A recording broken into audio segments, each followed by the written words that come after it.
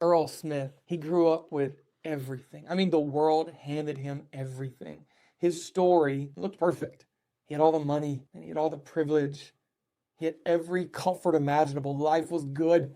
He never even had to work a day in his life because he had all the inheritance from his parents. But having everything, it didn't fully satisfy him. So he ended up turning to drugs and harder drugs and alcohol. And by age 30, my age, Earl ended up in a hospital bed with his life falling apart. And one day, a random woman walks into the room. He didn't know her, and she didn't know him, but she handed him the one thing he desperately needed, a Bible. And in that moment, Earl thought, this is exactly what I needed. He was so desperate that he opened up the Bible to Matthew, and he started ripping out the pages and smoking weed with them. Homie was smoking the word of God. Like, it's a true story. What are you doing, bro? Yeah, stay in the hospital bed. You deserve it. No, like, this man smoked all the way through Matthew, smoked through Mark, smoked through Luke. But when he got to John, something shifted. He stopped smoking and he started reading. For the first time in his life, Earl wasn't getting scammed by the world anymore. He was actually meeting Jesus. And by the time he finished John, he was so moved that Earl gave his life to Christ, the man the book is about, the man in this book. And everything changed for him. Over the coming weeks and months, his peace confused his psychologist. She said, how do you have peace, man?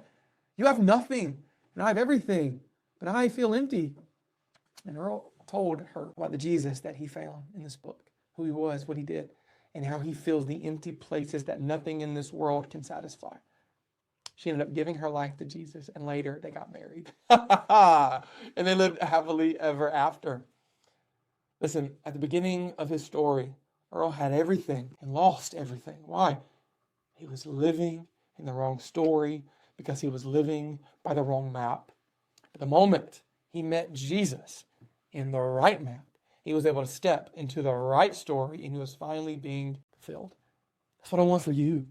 If you want your life to make sense, like if you want peace that surpasses like beyond the moment, if you want to know and walk in your God-given purpose, if you want to stop falling for these stupid spiritual scams, read the book, meet the author, and step into the story you were created for, because trust me, the role he's created for you is one that you can never imagine, even if you try.